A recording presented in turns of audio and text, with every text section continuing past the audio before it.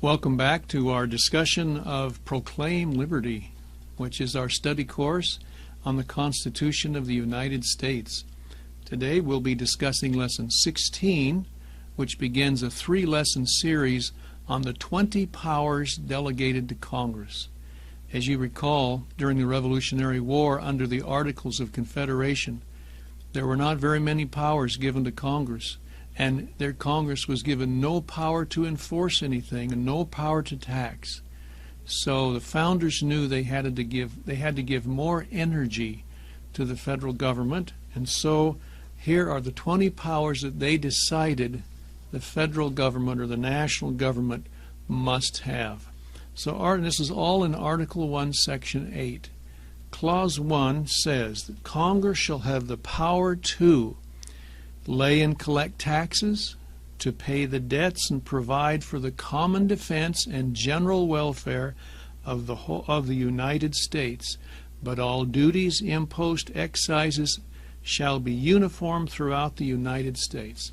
Then under letter A, we just remind you of the many different kinds of taxes.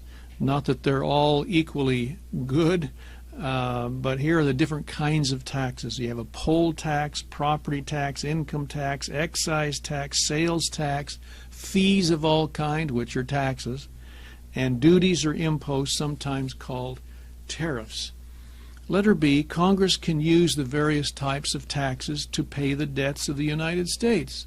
And I think it's always interesting to note that that's the first thing mentioned in the Constitution to do with tax money, to pay debts. That's kind of interesting, isn't it? We have a little problem with that. Number 1, the founders elected to assume the responsibilities for paying the debts accumulated after the Revolutionary War, not only for the national government but for all the states, and that's your blank, states. This amounted to about $79 million, which was a huge sum, at least in their day. This willingness to assume past debts did much to establish the credibility of the new government among foreign banks. It was kind of interesting. It was tradition in most cases in Europe, when you change governments, all the debts of the previous governments are assumed to be gone, dissolved, no more debt. And the founders said, no, we will pay the debts even if we change governments. As we said, that raised the credibility of the United States in the eyes of the world. Letter C, Congress can raise revenue to pay for the common defense of the nation. And of course, the ongoing question is how much defense is necessary. And the founders said as much defense as will prohibit or discourage anything or anybody from making an attack on the United States. That's how much defense you need. We discussed that in Principle 24, as you remember. Letter D, in connection with the taxing power, this clause states that revenues can only be expended for the general welfare, those are your blanks, general welfare of the whole nation as it carries out the list of duties set forth. Now notice, these funds are not to be spent for individuals, for special groups, or particular geographical regions. This clause was designed by the founders to be a limitation, that's your blank, limitation on the taxing power of Congress. I hope we understand this, and I want you to turn over the page to our little quote box there on page 119, and I want to read you a quote by Alexander Hamilton. This is going to surprise you a little bit later because Hamilton changed his mind, but this is the way Hamilton felt as he wrote, as he debated in Congress, as he wrote the Federalist Papers, which had to do with helping New York especially and other states adopt the Constitution.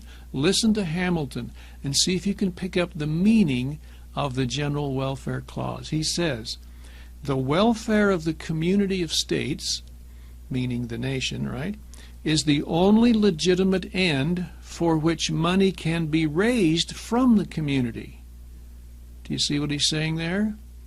In other words, national taxes should only be spent on national things. Let's go on. Congress can be considered as only under one restriction, which does not apply to other governments. They cannot rightfully apply the money they raise to any purpose merely or purely local. The constitutional test of a right application must always be whether it be for the purpose of general or local nature. See what he's saying? If it's local nature, whether it's an individual, a special group, a special project, even a natural disaster, anything like that, if it's local, it is not an appropriate expenditure for federal money. Do you see that in there? That was Alexander Hamilton. Now let's go back. Number one, when Hamilton became Secretary of Treasury under Washington, he argued that this clause was a general grant of power, which allowed Congress to tax and spend money for any good cause, regardless of whether it was among the enumerated powers. Do we understand this? In other words, the founders' intent was to spend money for the 20 powers. It had to be in those 20 powers. But even still, it could only spend money for those 20 things if it applied to the whole nation. And of course, as you look at those 20 powers, raising a military, providing postal service, providing a monetary system, raising a navy, and so forth, you can see where those are for the general welfare of the whole nation. No money can be spent, once again, for items which are purely local or individualized or special groups or special interests. Let's go on. Congress, this is Alexander Hamilton. After he was appointed Secretary of Treasury, he actually changed. He was under influence of some other pressures and actually changed his opinion. And of course, Hamilton's change would have completely destroyed the whole concept of limited government, and that's your blank below the picture, limited government. I mean, if you say Congress can spend money for these 20 things, and then with Hamilton's new idea, oh, by the way, you can spend it for anything else you want, the question is asked, why even list the 20 things? Do you see that? There's no limitation there. Number two, Hamilton was immediately opposed by Jefferson and Madison. Those are your blanks, Jefferson and Madison, who said, Alex, you know that's not what that meant. You yourself gave the correct meaning. And but as we said, Hamilton was under some other influences and changed his mind. Number three, the founders' original intent generally prevailed until 1936. Do you remember what was happening around that time period? We were in the middle of the Depression. We had elected Roosevelt, FDR, in 1932 because he had a New Deal which contained a lot of special interest expenditures, group expenditures, which were not considered general welfare. And he got Congress to pass a lot of them. Do you remember that in history? But the Supreme Court kept slapping him down and saying, you can't do that. That's against the general welfare clause. This is very specific spending for specific groups of people. You can't do that. And as you may remember, Roosevelt got a little backways with the court and wanted to pack the court with more members that he, of course, would appoint, and then he would get his way. But Congress didn't agree to that. But by 1936, in the Butler case of that year, we find the court actually changing their interpretation of the General Welfare Clause and saying we are no longer going to go with the Jefferson-Madison interpretation of the General Welfare Clause, but we are going to go now with Hamilton in his interpretation, and the court said then Congress can appropriate money for any good cause. And as you might expect, that just opened the floodgates of the federal treasury. And as you may know, under 4A there, the budget to operate the whole federal government in 1936 was $6 billion. And today, or at least as of a year or two ago, it was $3.5 trillion. And most of that increase is because of this private, special interest, special group welfare, which was originally not a part of the general welfare clause. And letter B, congressmen and senators began campaigning on the basis of their success in concocting plans to bring more federal money into their respective areas. Look how much I've brought into this district. Re-elect me, or into this state. Re-elect me. Federal is your blank. And so they began looking for any good cause, which is your blank there for letter E. Any good cause, any good excuse to spend federal money in their states. And you may remember letter D, President Lyndon Johnson openly announced during his administration that the idea was to take from the haves and give to the have-nots. Those are your blanks. Take from the haves and gives to the have-nots. As you recall, the founders called this kind of scheming leveling, where you take from those who have and give to those who have not. And it was Sam Adams who specifically said, this kind of scheming we have made in our government unconstitutional. And he used that word, if you remember. Well, letter E, the founders warned that looting of one group of citizens for the benefit of another group is assigning to government a power which individuals do not have the authority to assign. Do you remember that discussion? Individuals can only give to government authority which they have. And for an individual to take from one person by force and give it to another, that would be a crime. So they cannot delegate that power to government. And so your two blanks there for letter E are authority and crime. It would be a crime for an individual to do it. So needless to say, they don't have the authority to tell the government they can do it. Well, under number 5, Dr. Milton Friedman has done some incredible work in proving that these things smash the chains of the Constitution referred to by Jefferson. And here are some of the problems that it brings about when you let government redistribute wealth. Letter A, it has destroyed equal protection of individual rights. Equal is your blank. Letter B, it destroys states' rights by allowing improper federal activities within the states on the ground that it brings vast quantities of federal funds into our state. Letter C, it has greatly increased state taxes collected so that the state can then receive matching funds from the federal government. Matching is your blank.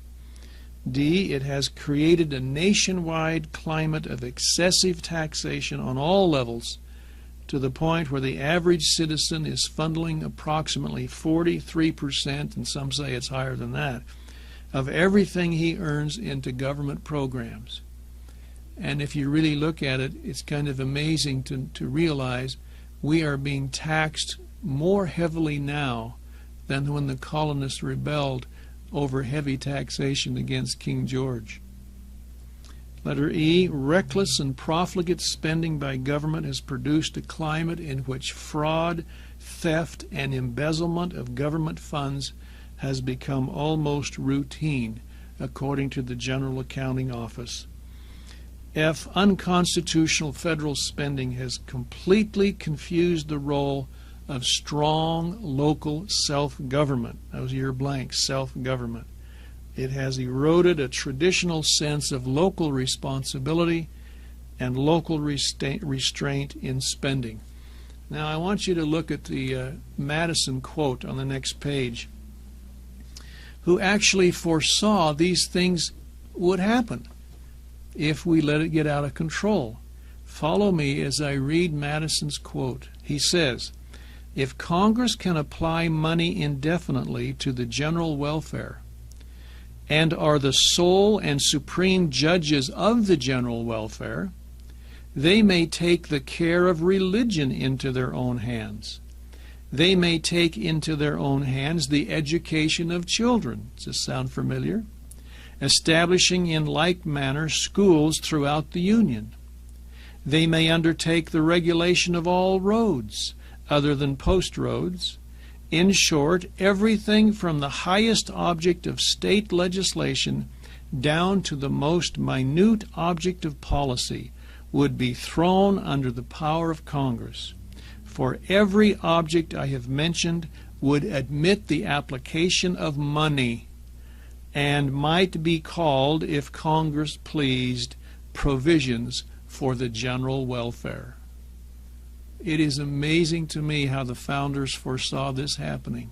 They described exactly what's happening today, and yet they wrote and spoke over 200 years ago. That was James Madison. Now letter E, Article 1, Section 8, Clause 1, as we read to you, provides that taxes of various kinds shall be applied uniformly throughout the United States. And you have to ask yourself, are taxes uniform? Are they the same for everyone? And I think we can readily agree, no, they're not. But listen to this, letter A, or number 1, the Supreme Court has interpreted this, the uniformity requirement of the Constitution, to mean geographical uniformity rather than uniform assessment of individual citizens. In other words, well, look at number 2. The adoption of graduated income taxes was based on ability to pay. If the rate were uniform, would the rich pay more than the poor? A uniform tax such as 10%, would the rich pay more? Yes, because they have more. But a graduated income tax, you see, this violates the uniformity requirement of the Constitution. But as we read, the Supreme Court said, well, if the same graduation is used in, say, California as it is in New York or in any other state, then it's uniform. Isn't that amazing rhetoric from the Supreme Court to justify a graduated income tax? Number 3, on what basic constitutional right does a graduated income tax violate? Can you think that through with us? And you have to say the equal protection of rights, because one person's property is not as equally protected as the other. So a graduated income tax really violates equal protection. Okay? Clause 2 of Section 8, Congress has the power to borrow money on the credit of the United States. Letter A, credit is defined as trust in one's integrity in money matters and one's ability to repay financial obligations. There are 2 factors that seriously damage the credibility and the credit of any government. Number 1, excessive debt. And number 2, unstable currency due to inflation. Let's briefly discuss each one of these. Letter B, as you know, Americans are currently facing a monumental burden in the form of national debt, which exceeds the total debt of all other nations in the world combined. Number 1, the American national debt is now approaching a total of $17 trillion. This is approximately $53,000 for every man, woman, and child in the United States. The interest paid on this debt each year, just the interest, is more than the cost of World War I in real dollars. What this really means is that indulging in wild deficit spending each year, the present generations of Americans has been squandering trillions of dollars of the next generation's inheritance your blank is inheritance. No other generation of Americans has ever done this. The founders called this exploitation of the next generation immoral, your blank. And in a very real sense, it is the next generation,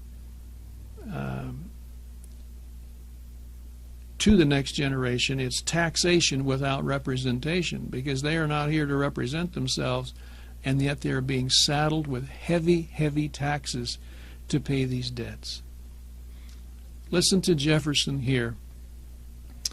He says, "We shall all consider ourselves unauthorized to saddle posterity with our debts, and morally bound to pay them ourselves, and consequently within what may be deemed the period of a generation or the life expectancy of the majority." What's he saying? If you have to get into debt, then you get into debt, but the generation that gets you into debt must get you out before they leave the scene. Isn't that what he's saying here? Now, before we leave this subject of debt, on the next page is another quote by Jefferson. I love to read this quote to my students because it's so powerful with regard to debt. Follow through as I read this. He says, "I am not among those who fear the people. They, and not the rich, are our dependents for continued freedom. And to preserve their independence, we must not let our rulers load us with perpetual debt. We must make our election between economy and liberty, or profusion and servitude. If we run into such debts as that we must be taxed in our meat and in our drink, in our necessaries and our comforts, in our labors and our amusements, for our callings and our creeds, as the people of England are, our people, like them, must come to labor 16 hours in the 24, and give the earnings of 15 of these to the government for their debts and daily expenses, and the 16th being insufficient to afford us bread, we must live as they do now on oatmeal and potatoes." I'm not sure there's anything wrong with oatmeal and potatoes, but every day that would be a little difficult. He says, "Have no time to think, no means of calling the mismanagers to account, but be glad to obtain subsistence by hiring ourselves to rivet their chains on the necks of our fellow sufferers." Thomas Jefferson. Does that not describe our situation today? Now let's turn our attention to the subject of inflation. Letter C. As we said, the credit of the United States can be seriously damaged because money is cheapened by inflation. Inflation is your blank. Number one, inflation is defined as the unnatural expansion of the money supply so that it reduces the buying power of money already in hand. Did you get your blank there? Expansion. The unnatural expansion. When the money supply grows only as fast as the production of goods and services, there's a balance. Do you see this? As the economy grows, the amount of money needs to grow so that there's a balance. And the purchasing power of money remains stable from year to year. But when the government suddenly increases the money supply by borrowing or printing great quantities of new money, it is unnatural and unbalancing. Number three, prices always rise to meet the approximate level of buyers' resistance. Therefore, when there is much more money suddenly chasing after available goods and services, prices will automatically rise. These rising prices are not the cause of inflation, but the result of it. Cause is your blank. Inflation not only destroys the credit of the nation, but the economic security of the whole people. Number one, letter A, Savings shrink because of inflation. The value of insurance policies decrease because of inflation. Retired people often find themselves having to return to work in order to survive because of inflation. Farmers are caught in the squeeze between higher costs of equipment and labor and lower prices for their agricultural products because of inflation. And industrial workers find their paychecks buying less and less, and therefore go on strike because of inflation. Number 5, the cause of inflation in the United States has been political rather than economic, as Milton Friedman emphasized in his wonderful series many years ago, Free to Choose. Politicians have been borrowing and printing tens of billions, and in our day hundreds of billions of dollars, and using them to buy votes. The unconstitutional Butler decision in 1936 made all this possible. Number 6, it is also a mere political device and power play when the government imposes price controls. It has devastating consequences economically. That's your blank, economically. Price controls, letter A, leads to scarcity because those controls automatically wipe out the margin of profit. You see that? If there's no profit, then there'll be no free exchange, and everything is done under the table, leading, as we say, to it leads to black markets, which is your letter B. If there's no profit, then things become scarce, and that leads to black markets. And letter C, as you know, black markets always lead to corruption. Well, on the next page, Article 1, Section 8, Clause 3 says, Congress shall have power to regulate commerce with foreign nations and among the several states and with Indian tribes. Among the several states is the famous Interstate Commerce Clause that we'll talk about in a minute, but let's first talk about foreign commerce. It's always been understood that a plenary or inherent power of any foreign government is to regulate commerce that comes into that nation from foreign nations. And the different ways that a nation can regulate foreign commerce are these. 1, it can set duties on imports to raise revenue.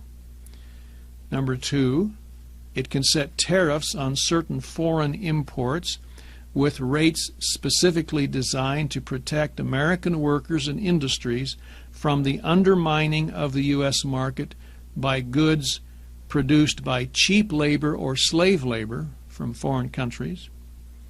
Number 3, the inspection of certain types of imports to protect the American consumer from inferior products and to prevent the importation of foreign products that might carry destructive pests or infectious diseases. And 4, the power of foreign commerce implies the power to place embargoes on goods from certain countries as a sanction or protest against hostility or the violation of international laws.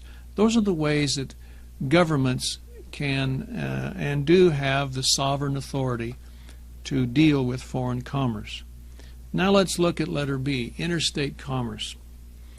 This phrase of the Constitution has probably led to more litigation than almost any other phrase. This is called the Interstate Commerce Clause.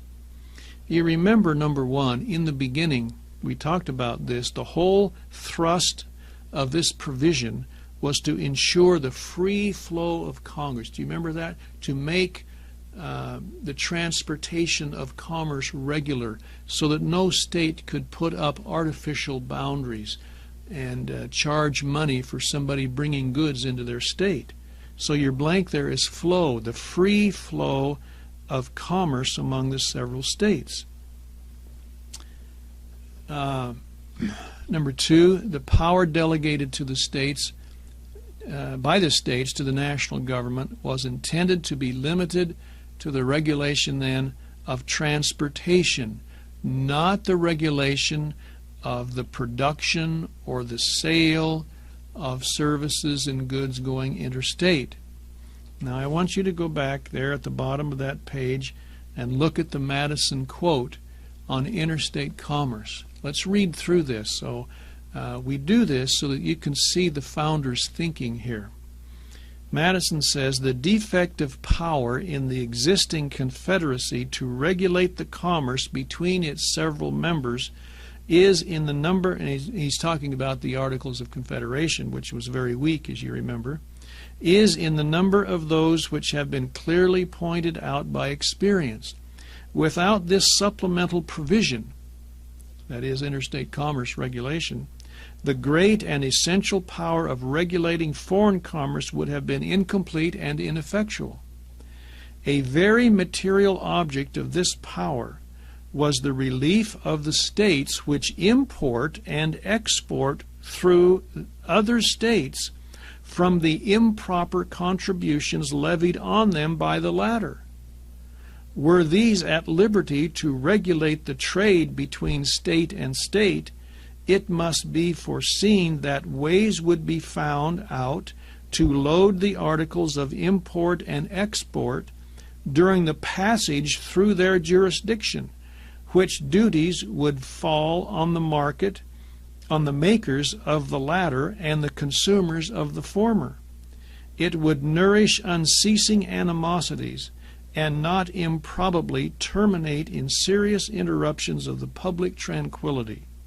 The desire of commercial states to collect in any form an indirect revenue from their uncommercial neighbors must appear not less impolitic than it is unfair. Do you see his reasoning here? In other words, the states on the coast where goods come and go through import and export, if they were to charge money for goods going through their state from other states, they would benefit to the detriment of other states, and it would cause increasing animosity and unfairness. That's a great quote by Madison. Number 3, under the pressure of war and depression, the Supreme Court twisted or reversed traditional cases on interstate commerce and introduced the unconstitutional doctrine that the federal government may regulate anything that affects interstate commerce directly or indirectly, which is your blank. And you have to ask yourself, what doesn't affect interstate commerce indirectly? Everything is tied together today. So you have sweeping federal involvement now because of Supreme Court decisions over almost every aspect of commerce in this country, even internal, intra. Look at letter A, over intra-transportation of goods. In a state where a trucker just transports goods within his state, he doesn't even cross state boundaries. Did you know that he is under federal regulations? And the rationale there is that he may be carrying, and probably is, something that has come from another state or will go to another state. Hence, the Supreme Court said he's involved indirectly in the current of commerce throughout the nation. Isn't that amazing? Interstate commerce, intrastate commerce. Letter B, labor disputes. Why are labor disputes federal matters? When a factory, for many decades, the factory is in a state, the people who work in the factory live in the state, the working conditions, the salaries and all of those things were all state matters. But all of a sudden, somebody comes knocking at the door. We're here to inspect. We're from the federal government. What authority do you have? Well, what are you making? Well, we're making automobiles. Aren't they going to be sold interstate? You're involved in interstate commerce. Hence, we have jurisdiction. So OSHA, EPA, and all these federal agencies come in. Do you see the situation here? As soon as the Supreme Court opened this up, the federal government came in like gangbusters, and it hasn't ceased. Letter C, price controls over anything that affects interstate commerce directly or indirectly. We've had price controls on a number of things. Some of us remember the price controls on gasoline in the long lines of the early 70s. Letter D, federal controls on any industry directly or indirectly involved in the current of commerce. And of course, that's about everything. And so we say, number 5, the only way to really solve this issue is with a constitutional amendment. And we give a suggestion, and it says the regulation of interstate commerce shall be restricted to transportation and shall not apply to any phase of production and sales or any activity which merely affects interstate commerce indirectly. Hopefully that would solve this issue, but until then, we're laboring under heavy, heavy federal involvement and regulation. Letter C, the purpose of regulating commerce with the Indians is primarily to protect them from the fraud and exploitation, particularly with reference to alcohol. Alcohol is your blank. Now, to kind of give you a surprise, I want you to turn the page. This is an article that I cut out of U.S. News and World Report, as you see at the bottom there, February 11th, 1980. That's over 30 years ago. But look at this. Look at the headline. Your hamburger, 41,000 regulations. And both state and federal, but a lot of them are federal. And then you see the little cutaway there, and you see some examples. Look at the bottom there, ketchup. To be federally approved grade A ketchup, it must flow no more than 9 centimeters in 30 seconds at 69 degrees Fahrenheit. And you got mayonnaise, cheese, tomato, pickle. Federal pickle slices must be between 1/8 and 3/8 inches thick. Incredible regulation of interstate commerce that has grown much beyond just the transportation to make it free-flowing between the states. Do we see this? Enjoy your hamburger next. Well, that concludes our Lesson 16, and please join us soon for Lesson 17 as we continue to discuss the 20 powers that the people gave to Congress. Thank you.